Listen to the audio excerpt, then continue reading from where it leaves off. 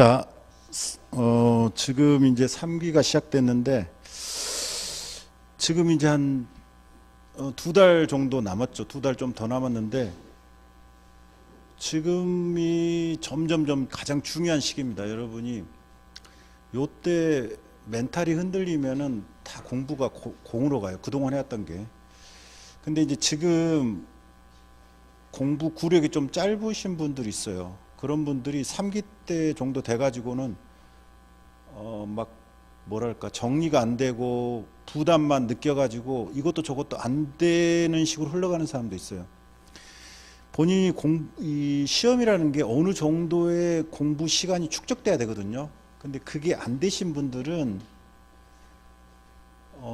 그냥 애나 모르겠다 될 대로다 이렇게 하시면 안 되고, 그분들은 뭐 단고나도 잘 안 돼 있고 막 이런 경우도 있거든요. 그래서 그분들은 어떻게 해야 되냐면, 일단 3기 동안 단고나 될 것 자기가 마지막 볼 거를 잡고 그 자료에서 이해 안 되는 거 X표를 쳐가야 돼요. X표를 쳐가고 분량이 너무 많은 건 최소화시키면서 최소한 것만 적겠다고 가셔야 돼요.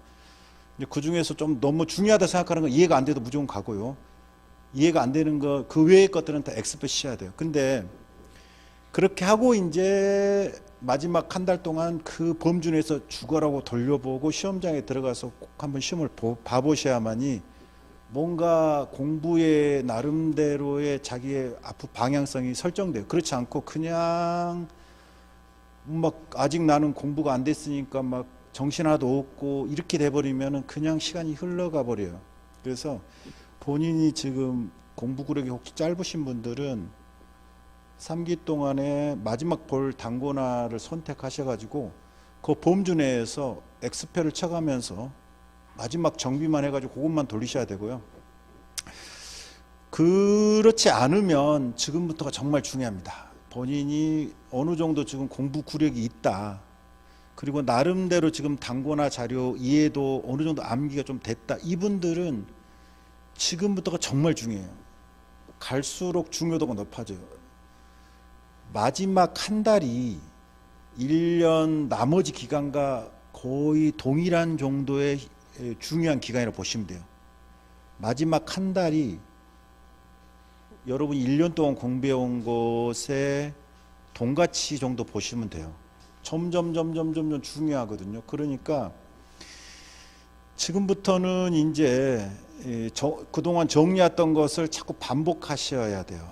반복하시면서 머리에서 다시 정리하고 다시 한번 자기가 좀 이해가 안 됐던 것도 확실히 하고 이런 걸 반복하셔야 되는데, 노동법은 한 5번 볼 거예요. 지금 한 번 회독을 개별법을 하고 오셨고, 이 다음 주에 개별법 한 번 회독하시고, 오늘 수업 끝날 때쯤 한 30분 정도만 해서 한 반 정도, 개별법 반 정도 서브노트 볼 거예요. 이때 서브노트를 안 보셔도 되고요. 여러분이 개인적으로 단권화된 자료 있으면 봐도 되고요. 아니면 백지에다가 그냥 제가 근기법상 근로자성 하면 그 백지에다 그냥 쓰시면서 그냥 머릿속으로만 떠오르면서 하셔도 됩니다. 그래서 한 5번 정도 회독을 할 거고요. 오늘 마지막 회독할 때는 그 글자에 묶여 있으면 안 돼요. 그냥 제가 막 얘기하면 그냥 바로 치고 넘어가셔야 돼요. 아, 이런 게 있었죠, 이런 게 있었죠. 그러다가 이거 잘 머리에 안 들어온다, 이런 것들은 체킹해 놓으셨다가 다음 주 회독할 때 그 부분은 좀 꼼꼼하게 읽어보셔야 돼요. 자, 그래서 여러분이 짧은 시간 내에 자꾸 회독을 하다 보면 뭔가 정리되고요, 기억이 떠오릅니다. 그래서 다른 과목도 이 3기 끝나고 한 일주일 후까지 기준으로 해가지고 한 2, 3회독 할 수 있으면 3기 때 해 주시면 좋습니다. 3기 때는 마지막 여러분이 정리된 자료를 계속 확인하면서 가야 되거든요. 모의고사 보고 다시 그 부분을 검토해 보면서 또 확인하고 그리고 회독해 보고 요걸 계속 하셔야 돼요. 그러면서 마지막 정비하는 시간이거든요. 다른 과목도 조금 이 매주마다 시간을 정해 가지고 좀 한 2, 3회독 정도는 미리 한번 해보시는 걸 권합니다. 노동법은 제가 말한 대로 5회독을 할 거고요. 자, 이번 주 일주일 동안 서브노트 개별법을 한번 보시고 오셨다고 보고 오늘 개별법 반을 볼 거고요. 다음 주에 여러분이 개별법 한번 또 보시고 오십시오. 그리고 그 다음 주 일요일 날은 마지막 반을 저랑 같이 보고요. 이렇게 해서 짧은 시간 내에 자꾸 보다 보면 기억이 유지가 됩니다. 그 유지 작용을 계속 하시는 게 중요해요. 요 기간이 길어지면 기억이 흐려지거든요. 그래서 사실은 암기력이 뛰어난 사람도 있지만 암기력이 뛰어나지 않아도 합격하는 데는 문제가 없어요. 중요한 것은 뭐예요? 잊어버리기 전에 다시 보는 게 가장 중요하거든요. 그래서 지금부터는 빠른 시간 내에 회독하는 게 가장 중요합니다. 그러면 여러분이 기억이 유지돼요. 여러분이 이 100개의 방이 있는데 그 100개의 방에 들어가서 각 특징들을 얘기하라고 했을 때 방법이 10시간을 주면 한 방에 들어가 가지고 오랜 시간 있다가 또 둘째 방에 들어가서 오랜 시간 있다가 한 번씩만 보면 기억이 안 납니다. 가장 좋은 방법은 자주 들락날락 걸리면서 큰 특징만 파악하고 또 두 번째, 세 번째에서 이 방을 회전하는 게 가장 중요해요. 그래야 기억력이 가장 좋아요. 자, 그래서 지금부터는 빨리 전체를 계속 돌려야 됩니다. 그러면서 여러분이 중간중간 이제 좀 혼돈스러운 거 좀 정밀하게 보고 다시 또 치고 나가고 요걸 계속 반복하셔야 돼요. 요 작용을 상기 때 어느 정도 조금 하시고 마지막 한 달 하면은 그게 지식이 폭발하거든요. 요것이 굉장히 중요하기 때문에 지금은 우왕좌왕하면 안 돼요. 우왕좌왕하면 안 되고, 그리고 모의고사는 이거는 연습이에요. 연습이기 때문에 잘 쓰면 좋죠. 좋은데 못 써도 상관없어요. 시험의 합격과는 직접 관련성이 없습니다. 오늘 문제를 풀어봤는데 내가 다 잘 썼다. 그 사람이 100% 합격한다는 보장은 없어요. 예. 그렇기 때문에 모의고사는 연습입니다. 주의하실 점 뭐예요? 물론 뭐 나는 도저히 구력이 안 돼가지고 아예 쓸 수도 없고 이해도 안 돼. 이런 분들은 그냥 공부를 하셔야 되는데 어느 정도 쓸 수 있다면 일단은 보지 않고 쓰셔야 됩니다. 왜 그러냐면 시험장에 가서 보고 쓸 수는 없잖아요. 그럼 만들어 쓰는 것도 연습이에요. 그냥 비벼 쓰는 거죠. 물론 그렇게 보면 채점자는 이렇게 판례도 암기 안 했냐 직접 긋겠죠. 근데 그런 것들은 상관없어요. 시험장에서 잘 보는 게 중요하기 때문에 보지 않고 쓰셔야 되고요. 또 하나 시간을 엄수해야 됩니다. 이것도 시간도 자꾸 오버되는 것도 습관이거든요. 여러분 스스로의 약속이기 때문에 여러분이 시간을 굉장히 엄수하는 게 중요해요. 정확하게 스타트 해가지고 정확하게 스스로 자기가 뭐 5분 늦게 시작할 수도 있고 뭐 어찌됐든 간에 자기가 정확하게 시간 체크해가지고 시간을 절대 오버하면 안 됩니다. 이거는 철칙처럼 지키셔야 돼요. 그래서 세 문제를 딱 보고 잘하는 문제가 다 나오면 좋은데 하나 정도는 애매한 문제가 나올 수 있어요. 자, 그랬을 때 그 한 문제를 잡고 계속 시간만 허비하는 경우가 있어요.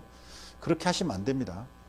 그래서 그 문제는 조금 뒤로 빼고 나머지 문제를 먼저 쓰는 식으로 하셔가지고 치고 나가셔야 돼요. 자, 그래서 첫 번째 한번 읽어보고 전체적으로 어떤 문제가 보고 두 번째 읽을 때는 사안에 적용해 쓸 거랑 판례를 뭔지를 정확하게 정리하고 두 번째 읽으셔야 돼요. 그러고 나서 다 이제 플레인 짜여지면 그때 기준으로 해서 나머지 시간이 있어요. 그 시간을 n분의 1로 나누셔야 됩니다. 그렇지 않고 그냥 막연히 흘러가면 이거 절대 시간이 항상 부족해요. 그리고 이 문제 읽고 해독하는 것도 최대한 5분, 10분 뭐 이걸 자기가 원래 한 계획을 세워놔야 돼요. 그러면서 시간과 항상 싸우면서 여러분이 하셔야 돼요. 그리고 시험은 제가 말했지만 이거 못 보셔도 상관없어요. 시험은 못 보셔도 상관없어요. 궁극적으로는 시험장에서 잘 보는 게 중요해요. 이거는 막 여러분을 위로하려는 게 아니라 기본 마인드를 이렇게 안 가지면 3기 때 계속 흔들립니다. 그리고 실질이 그렇고요. 그날 시험 잘 보면 학교 갈 것 같아서 기분 좋고, 그날 시험 못 보면 떨어질 것 같아서 기분이 다운되면서 공부 안 되고, 이게 굉장히 아둔한 생각이에요. 전혀 그럴 필요가 없어요. 그래서 오늘 공부한 것 중에서 잘 이해가 안 됐던 거, 못했던 거는 지금 봐서 이해하면 돼요. 이렇게 생각을 하셔야 돼요. 그리고 더 중요한 건 뭐예요? 여러분의 단고나 자료에다가 오늘 학습한 것을 비교해 가면서 다시 재정리하는 이게 가장 중요합니다. 다른 과목도 마찬가지예요. 3기 때는 테스트 해보고 거기서 자기가 부족한 부분을 보충하면서 수정 가감하는 게 중요하지, 시험을 잘 보는 게 중요한 게 아닙니다. 이거는 꼭 명심하시기 바랍니다. 여러분이 지금부터 정말 중요하고요. 자, 노동법 모의고사 첫 번째 봐볼게요.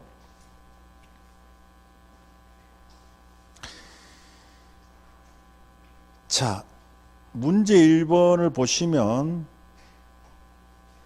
뭐예요? 노동법 모의고사 첫 번째 문제 1번이 뭐죠? 물음을 항상 먼저 읽어보세요. 여러분 대충 물음을 읽어보면 이 문제가 대충 어떤 건지를 알 가능성이 높아요. 물음 1이 뭐죠? 근무 성적, 근무 능력, 분량을 이유로 근로자값을 해고할 수 있는가? 그러면 이거는 뭐죠? 저성과자. 저성과자에 대한 해고의 정당성을 묻는 문제일 가능성이 거의 90% 이상이죠. 물음 2는 뭐죠? 근로자 갑은 해고 통지가 근기법 27조를 위반한 것이라고 주장하고 있다. 근로자 갑의 주장은 타당한가?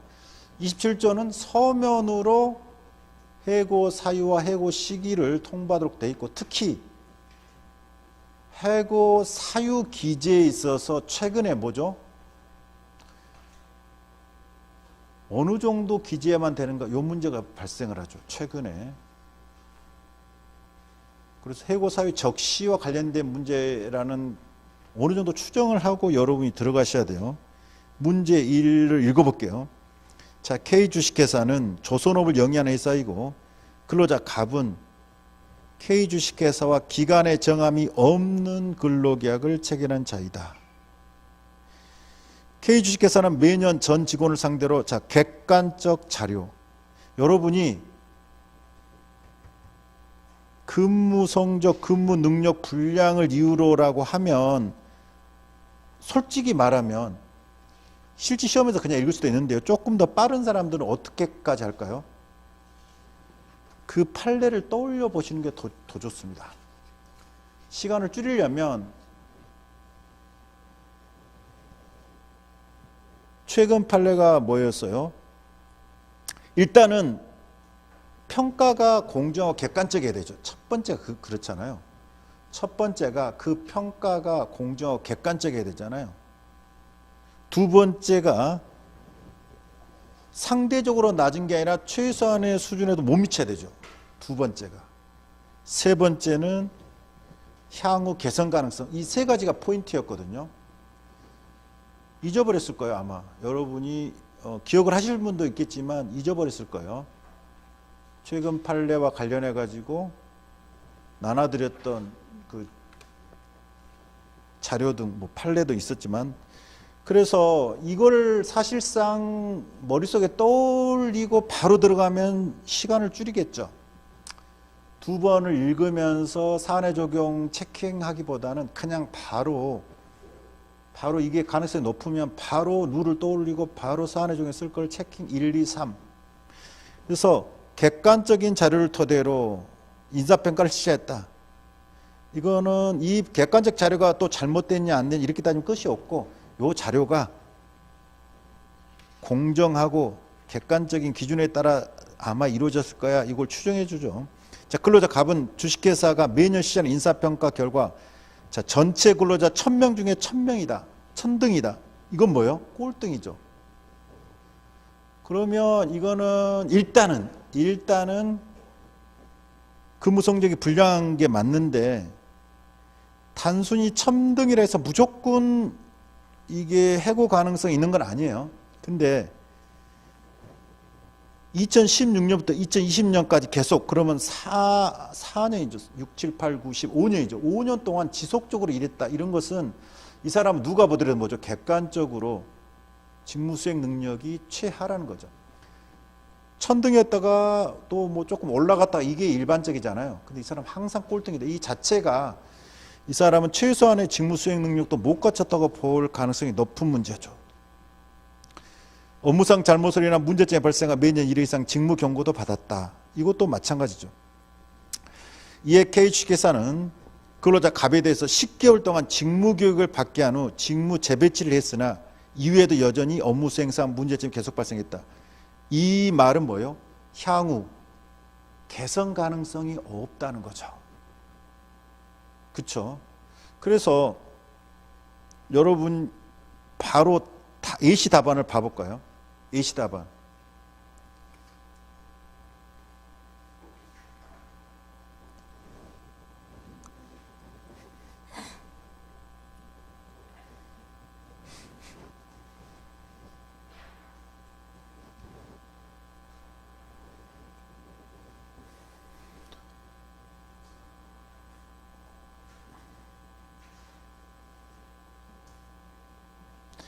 자, 판례를 보시면 예시 답안이 있죠.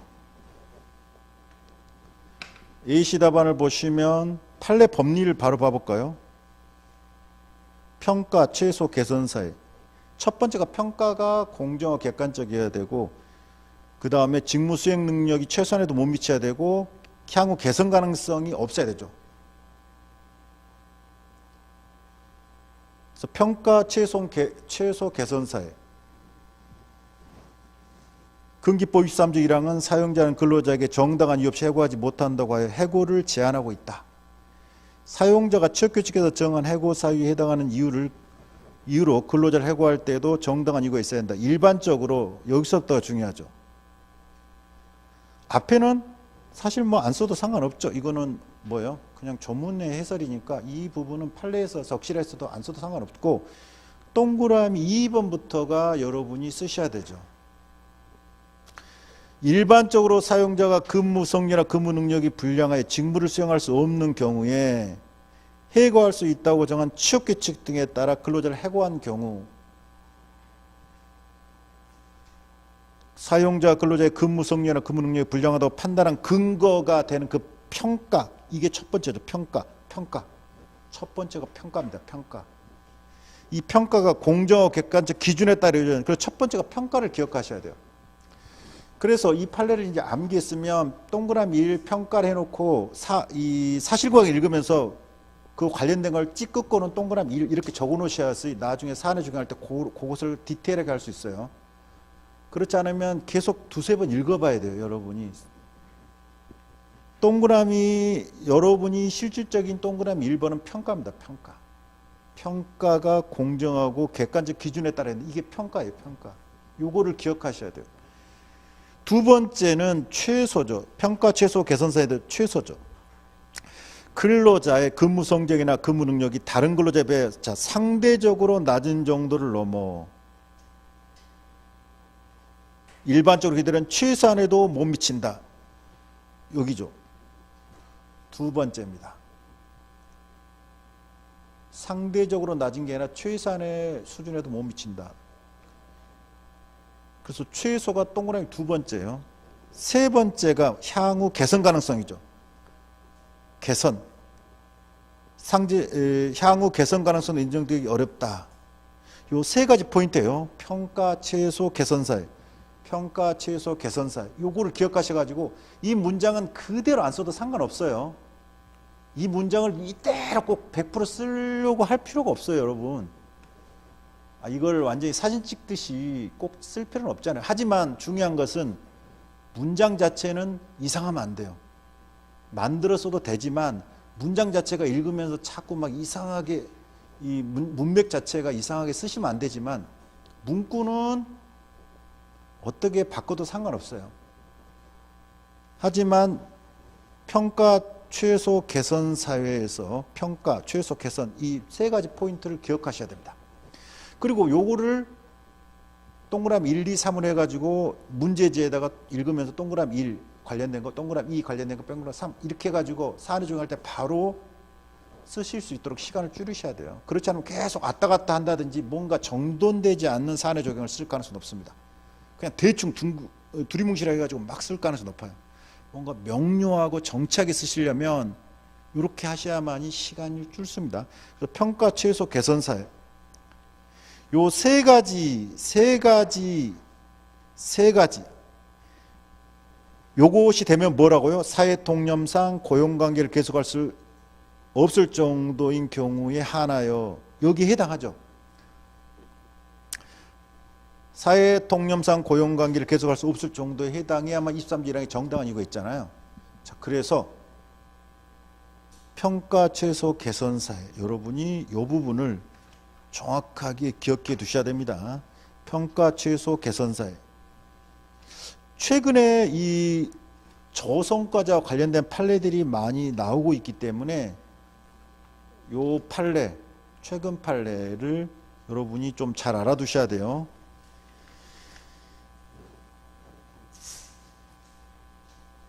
그 밑에는 이제 판단 요소들이잖아요.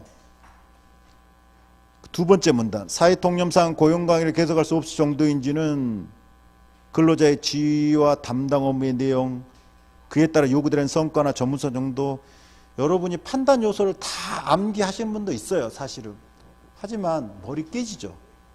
아니, 판단 요소까지 다 암기 안 하면 좋지만 머리가 깨진단 말이죠. 밑에는 안 쓰셔도 상관없어요. 두 번째 문단은 굳이 안 쓰셔도 상관없습니다. 하지만 나는 이제 욕심이 된다 그러면 그 중에서 뭐 한두 개는 쓰겠다 이렇게 해서 또 한두 개 쓰신 분도 있어요. 요거는 선택사항으로 남깁니다. 그렇지만 뭐는 써야 돼요? 평가 최소 개선사에는 써야 됩니다. 판단 요소는 여러분이 100% 쓸 필요가 없잖아요. 쓰면 좋지만 모든 걸 다 암기에 의존할 수는 없어요.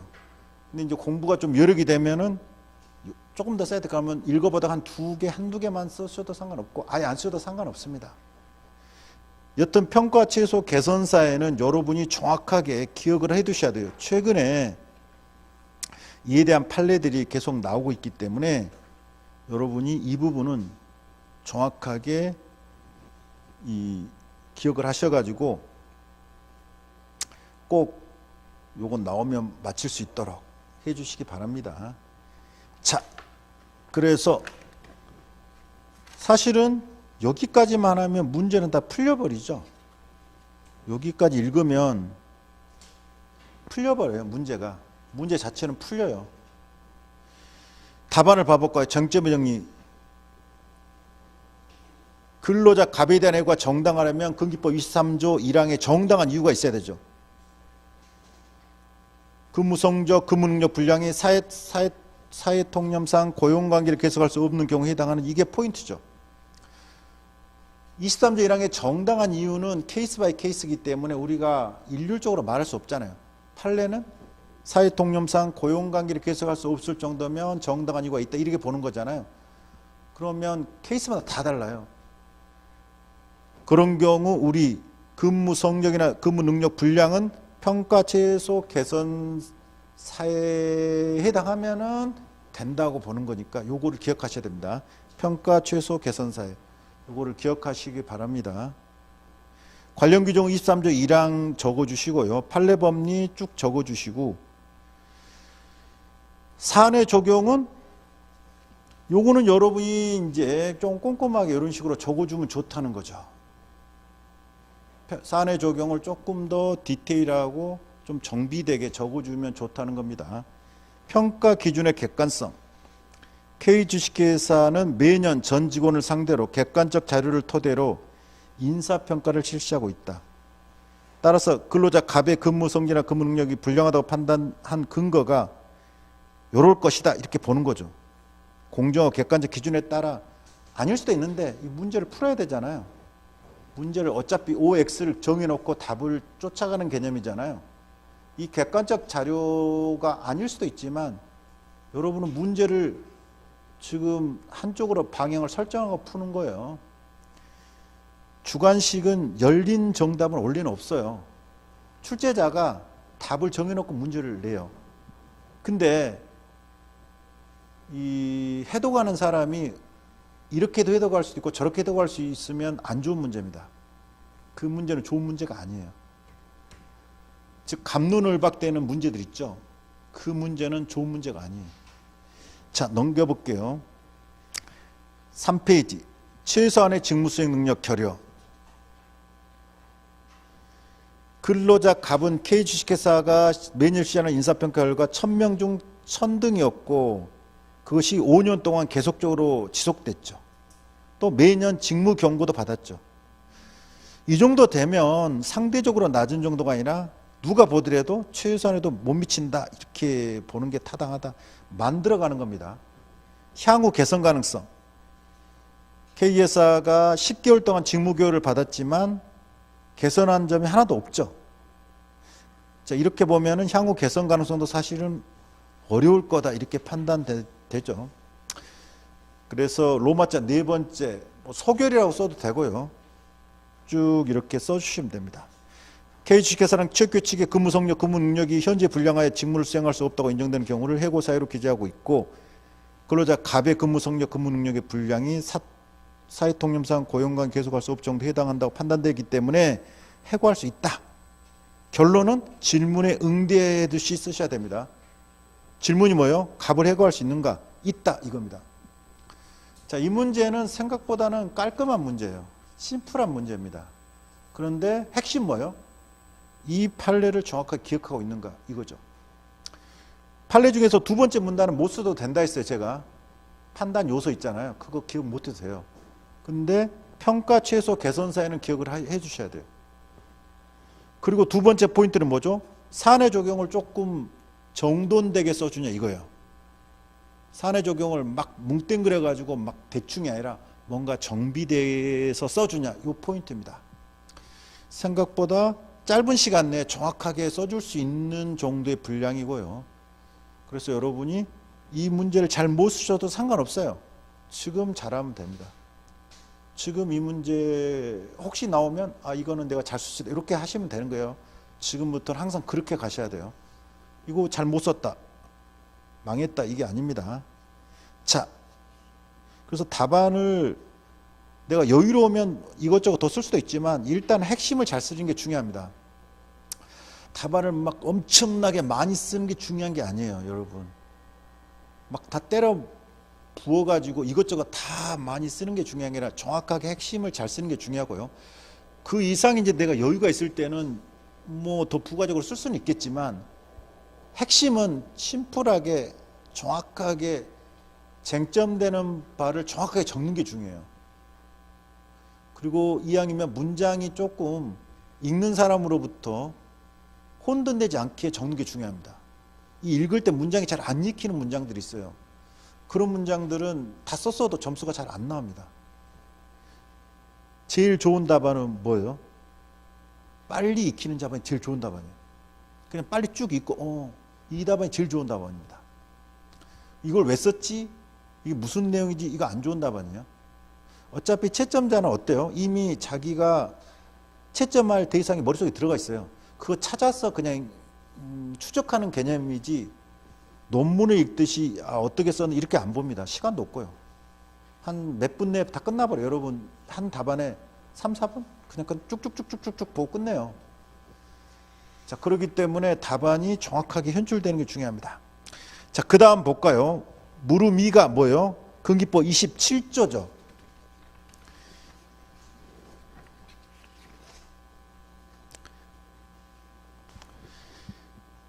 무르미가 근로자 갑은 해고 통지가 근기법 27조를 위반한 걸 주장하고 있다. 근로자 갑의 주장은 타당한 거잖아요. 중간에 문제 중간에 K주식회사는 취업규 측의 근무 성적, 근무 능력이 현저히 불량하여 직무를 수행할 수 없다고 인정하는 경우를 해고 사유로 기재하고 있다는 점과 그동안의 업무 수행 실정 및 여기 중요합니다. 직무 경고와 관련된 내용 등의 상세히 설명합니다. 이거 중요해요. 근로자 갑에게 스스로 사직을 수치라고 얹었다. 자, 뭐가 중요하다고요? 왜 해고됐는지를 상세하게 알려줬다는 게 중요한 포인트입니다. 그냥 내가 말 안 해도 너 알고 있지? 너 어차피 일 못하는 거 알고, 이게 아니라 상세하게 알려줬다는 거죠. 너 몇 년부터 몇 년까지 몇 등이었고 그동안 직무 경과가 이래 했고 이걸 계속 이렇게 되면 우리 너랑은 일하기 힘들다. 요거를 상세하게 알려줬다는 게 중요합니다. 그러나 갑이 사직을 완강히 거부하자 K주식회사는 한 달 전에 해고될 것임을 미리 예고하였고 이후 기아와의 근로계약을 2021년 12월 30일로 종료한다. 해고한다. 요거 시기는 됐죠. 우리는 지금 시기가 중요한 게 아니잖아요. 해고 시기와 해고 사유인데 사유 적시가 중요하잖아요. 근데 사유는 없죠. 포인트는 뭐죠? 사유가 전혀 기재되지 않는 경우. 하지만 충분히 알고 있는 경우. 요거잖아요. 요 포인트죠. 충분히 알고는 있지만 그럼 대응을 할 수 있겠죠. 하지만 전혀 기재되지 않은 경우. 요 포인트죠. 이게 포인트입니다. 자, 27조 위반 여부, 해고 사유 적시 정도죠. 결론은 답안을 봐볼까요? 답안을 봐볼까요?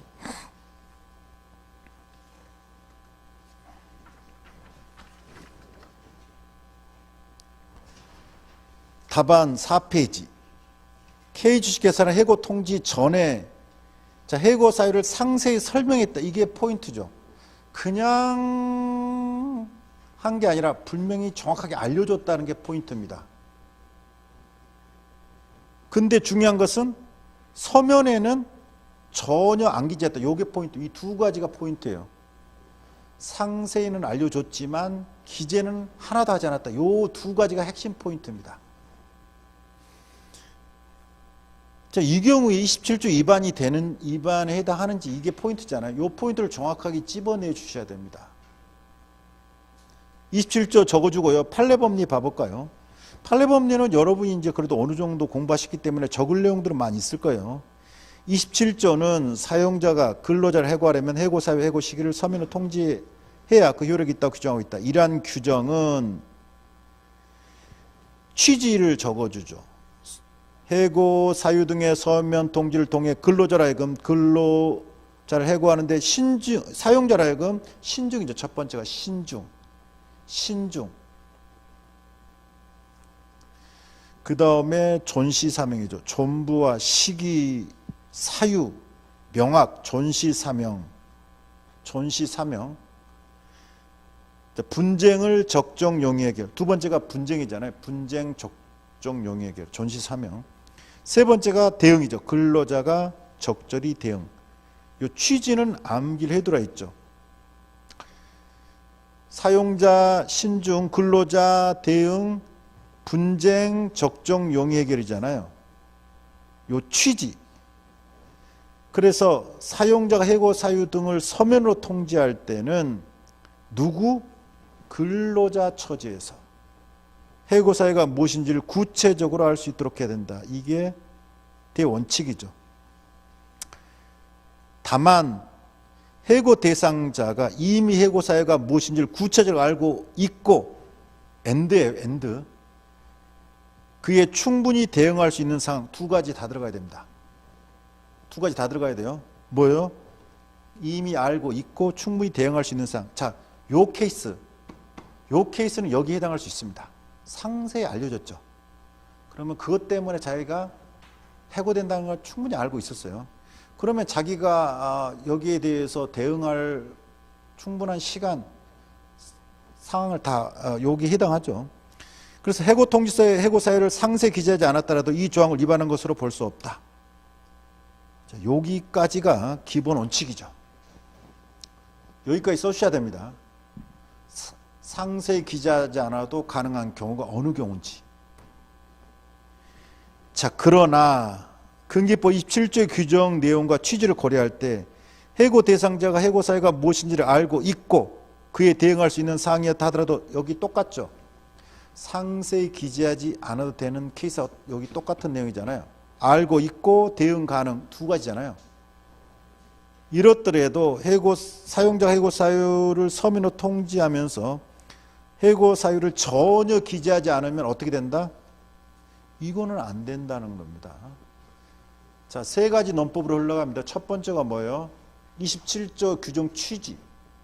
따라서 근로자 처지에서 해고 사유가 무엇인지를 구체적으로 알 수 있어야 되는 게 원칙입니다. 첫 번째. 두 번째. 하지만 근로자가 해고 사유가 뭔지를 알고 있고 여기에 대응할 수 있는 경우라면 상세하게 기재 안 해도 된다. 두 번째. 하지만 세 번째. 그렇더라도 전혀 기재하지 않은 경우는 안 된다. 자, 이 세 가지 논법을 정확하게 기억하십시오. 뭐라고요? 첫 번째. 취지는 뭐죠? 사용자, 신중, 근로자, 대응, 분쟁, 적정 용의 해결이잖아요. 전시사명 관련해서. 그래서 근로자 처지에서 해고 사유가 무엇인지 구체적으로 알 수 있어야 되는 게 원칙. 근데 두 번째, 상세하게 기재 안 해도 되는 경우. 어떤 두 가지가 뭐예요? 해고 사유가 뭔지를 알고 이에 대응할 수 있는 경우. 마지막, 그렇더라도 전혀 기재하지 않는 것은 안 된다. 이 세 가지 논법대로 여러분이 흘러가시면 됩니다. 그래서 큰 틀에서 이 세 가지를 흐름을 기억해 두셨다가 그 흐름대로 써내려 가시면 됩니다. 이 세 가지 포인트의 흐름을 잘 기억하세요. 세 가지 흐름을. 자, 사안의 적용은 사실 이거는 크게 쓸 게 없어요. 엄밀히 말하면. 근로자가 갑에게 해고의 사유와 근거 등을 상세하게 설명하면서 스스로 사직것을 수차례 권유했으나 한 달 전 하였고 한 달 전 해고될 때 미리 해고한 점을 비춰보면 근로자 갑은 해고 사유가 무엇인지 사전에 구체적으로 알 수 있었고 뭣도 가능할 수 있다. 충분히 대응할 수 있다. 이 두 가지를 꼭 써줘야 됩니다. 이걸 안 써주면 정확하게 모른 거예요. 이 두 가지 포인트를 써주셔야 됩니다. 그러나 해고 통지서에 기아와의 근로계약을 2021년 12월 30일로 종료함을 통지하였다라는 내용만 기재되어 있을 뿐 해고사유가 전혀 안 기재되어 있기 때문에 27조 위반 해고 통지다. 사안의 적용은 두 가지 포인트를 정확하게 적시해 주셔야 돼요. 해고사유가 적시 안 됐다는 것뿐만 아니라 어떤 경우 알고 있고 대응할 수 있었다는 것까지 적으셔야 됩니다. 제가 얘기했죠. 결론을 내면 거기에 맞춰서 써줘야 된다는 거. 사안의 적용은 결론을 내면 거기에 맞춰서 써주셔야 됩니다. 결론은 질문에 응대해야 되죠. 근로자 갑의 주장은 타당한가? 타당하다. 이렇게 되시면 됩니다. 자, 이 정도 보시고요. 문제 2번은 사례집에 있는 문제 그대로 냈습니다. 근로시간과 휴게시간의 구분 문제죠.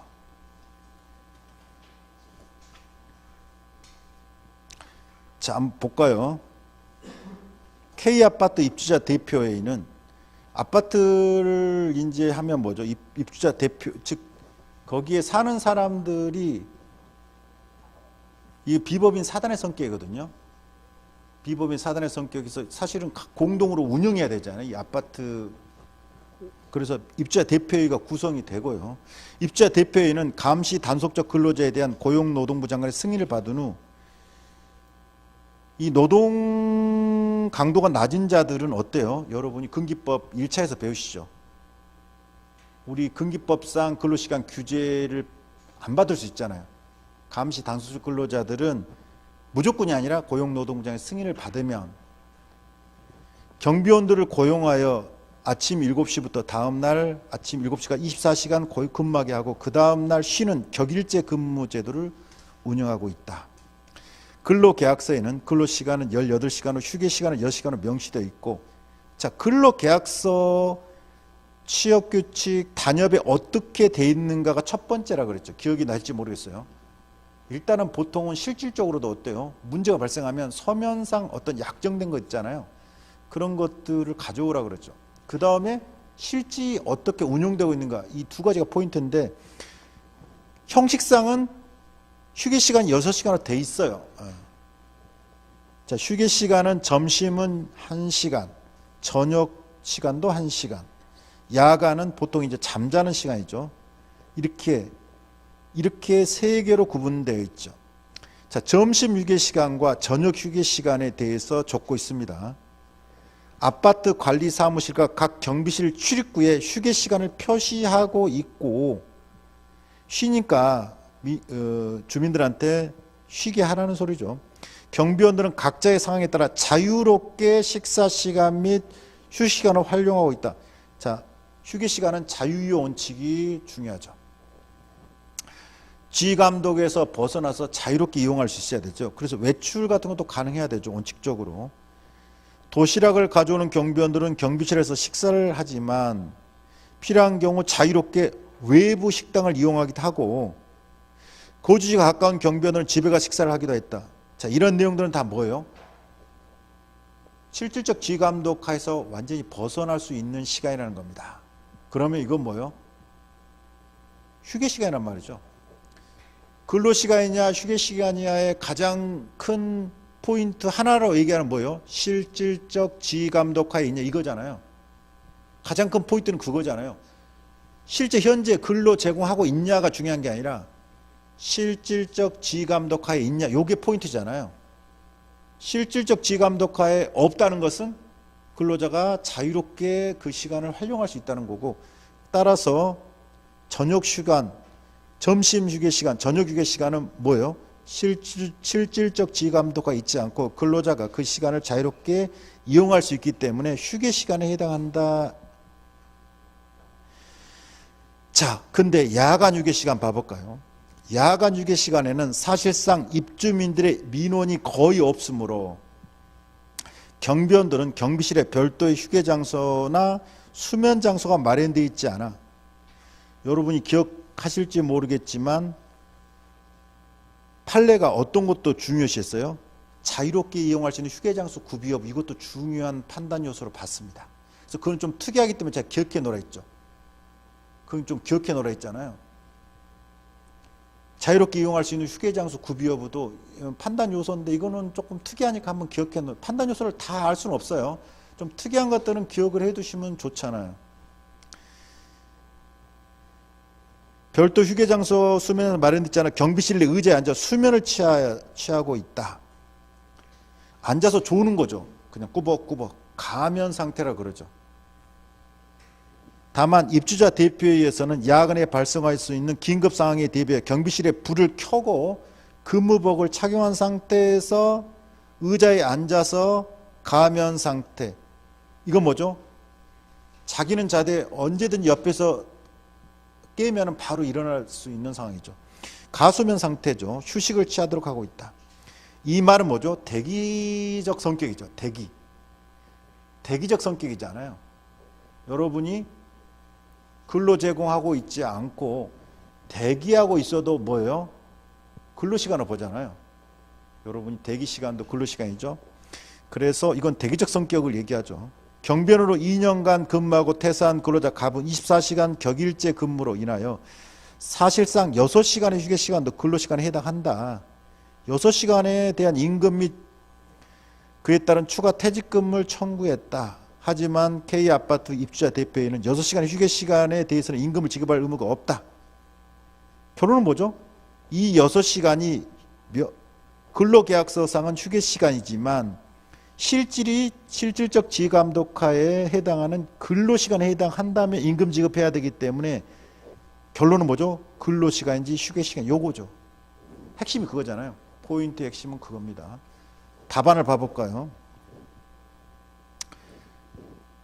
문제 2번 답안. 근로계약서에 분명히 근로시간이 18시간만 돼 있고 6시간은 휴게시간으로 돼 있어요. 그렇죠. 그럼 6시간 임금 안 줘도 되죠. 휴게시간에 대해서는 임금 안 줘도 되잖아요. 근데 6시간에 만약에 휴게시간이 실질이 근로시간에 해당하면 어때요? 임금을 지급해야 된다는 게 포인트입니다. 이 문제의 포인트는 근로계약서상 6시간은 휴게시간일 때 임금 지급 안 해도 되지만 실질이 근로시간에 해당하면 임금을 지급해야 된다. 이게 포인트입니다. 따라서 K아파트 입주자 대표의 주장이 타당한지 여부는 6시간의 휴게시간이 근기법상 휴게시간에 해당하는지 아니면 근로시간에 해당하는지 여기에 따라서 임금 지급 의무가 결정되죠. 질문은 임금 지급 의무지만 결론은 뭐죠? 휴게시간인지 근무시간인지가 포인트죠.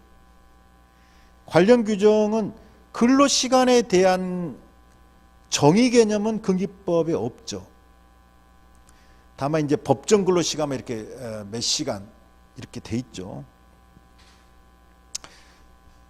그리고 50조 3항에서는 뭐라고 돼 있어요?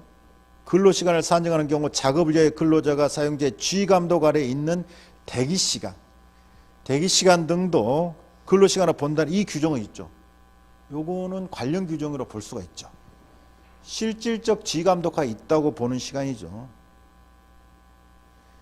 근로시간이란 근로자의 사용자의 지휘감독 아래 근로계약상의 근로를 제공하는 시간. 이거는 안 중요합니다. 그거는 뭐 안 주고도 상관없어요. 자, 휴게 시간은 정의 개념은 없고 어떻게 돼 있어요? 4시간인 경우 30분 이상, 8시간인 경우 1시간 이상. 중요한 건 근로시간 도중에 줘라 이게 있죠. 근로시간 도중에 줘라 이게 있죠. 여기서는 다 근로시간 도중은 맞죠. 시작 전, 시작 후는 아니잖아요. 근로시간 도중은 맞아요. 이거는 큰 쟁점은 아닙니다. 그리고 2항에서는 휴게시간은 근로자가 자유롭게 이용할 수 있다. 그래서 휴게시간은 결론은 뭐죠? 지휘감독으로부터 벗어나 자유롭게 이용할 수 있는 시간을 휴게시간으로 보는 거죠. 다만 근로시간 도중에. 뭐 관련 규정은 여러분이 적정하게 그냥 쓰시면 됩니다. 여기서는 사실 뭐 이게 엄격하게 뭐 하는 거 아니에요. 여러분이 자유롭게 쓰시면 되고요. 판례를 봐볼까요? 근로시간과 휴게시간의 구분은 실질적으로 사용자의 지휘감독을 받는 시간인지 여부. 이게 결론이죠. 실질적 지휘감독하에 있냐. 이게 포인트입니다. 결론은. 실질적 지휘감독하에 있냐. 조문상은 지휘감독하의 대기시간은 근로시간, 자유롭게 이용할 수 있으면 휴게시간 요거잖아요. 조문상. 요거는 이제 판례법리는 실질적 지휘감독하에 있냐. 요게 포인트죠. 판례도 자, 근로자가 작업시간 도중에 실제로 작업에 종사하지 않은 대기시간, 휴식시간, 수면시간도 얘기하죠. 판례가. 수면시간. 요걸 꼭 써주라 했죠. 대기시간, 조문에 있는 거죠. 대기시간은. 근데 그것뿐만 아니라 우리가 휴면시간이다, 수면시간이다, 휴식시간이다, 수면시간 이런 건 안 중요하다 했죠. 근로자에게 자유로운 이용이 보장된 것이 아니라 실질적 지휘감독 하에 있다면 근로시간, 이게 포인트입니다. 이 표현들도 써주라 했죠. 대기시간뿐만 아니라 휴식시간, 수면시간이라 할지라도 자유로운 이용이 보장이 되지 않고 실질적 지휘감독하에 있다면 근로시간에 포함된다. 요거는 특이하니까 요 판단 요소를 몇 가지 조금 제가 기억하라 그랬죠. 요거는 판단 요소를 다 쓸 수는 없지만 요거는 조금 기억을 해두라 했죠. 근로계약서에 정한 휴식시간이나 수면시간이 근로시간에 속하는지 휴게시간에 속하는지는 특정 업종이나 업무의 종류에 따라 일률적 판단은 아니다. 일률적으로 판단할 수 없고 판단 요소들이 나죠. 자, 근로계약서 내용, 취규나 단협의 규정, 요거는 기본이죠. 요거는 기본. 서면화된 것. 그리고 특이한 게 D번이라 그랬죠. 자유롭게 이용할 수 있는 휴게장소 구비업, 이건 좀 독특하다 했죠. 그리고는 실질적 휴게 뭐 방해 할 만한 사유, 나머지 것들은 그냥 특별한 건 아닙니다. 자, 그래서 7페이지 가보시면요. 점심시간, 저녁 휴게시간. 점심 휴게시간과 저녁 휴게시간에 대해서는 아파트 관리사무실과 각 경비실 출입구에 휴게시간을 표시하고 있고 경비원들은 각자의 상황에 따라 자유롭게 식사시간 및 휴식시간을 활용하고 있다. 이게 중요하죠. 자유로운 이용이 가능하다. 도시락을 가져오는 뭐 쭉 있죠. 이런 건 사실 뭐 그냥 써주는 거고요. 이러한 점들을 종합적으로 고려해 볼 때 점심 휴게 시간, 저녁 휴게 시간은 사용자의 지감독 아래에 있는 대기 시간 등으로 볼 수 없고 지명령으로부터 완전히 해방돼 자유롭게 이용이 보장되는 휴게 시간에 해당한다. 야간 휴게 시간은 뭐였어요? 야간 휴게 시간은 경비원들이 경비실에 별도 휴게 장소나 수면에서 마련되지 않은 상태에서 의자에 앉아서 수면을 취하였고 또 불 켜고 근무복 입은 상태에서 의자에 앉아서 자라고 그랬죠. 그래서 휴식이라 하지만 실질적으로 대기적 성격이죠. 따라서 야간 휴게 시간은 자유로운 이용이 보장되는 휴식, 수면 시간을 보기 어렵고 혹시 발생할 수 있는 긴급 상황에 대비하는 대기 시간으로 볼 여지가 충분하다. 그러면 근로 제공하지 않고 있는 상황이랄지라도 근기법상 근로시간에 해당하죠.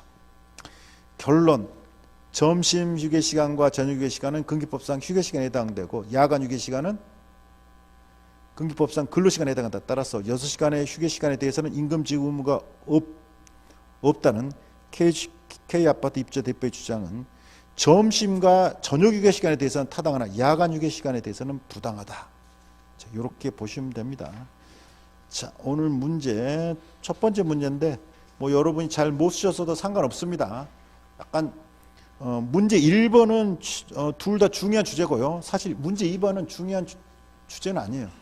근데 이런 식으로 그냥 약간 브리타 형식으로 그냥 내본 거니까. 근데 1번은 둘 다 중요한 주제입니다. 최근에 자주 판례들이 나온 거고 그냥 문제 2번은 그냥 내본 거예요.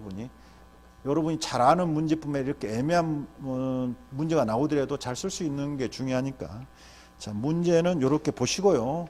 좀 쉬었다가 두 번째 문제 풀어보도록 하겠습니다.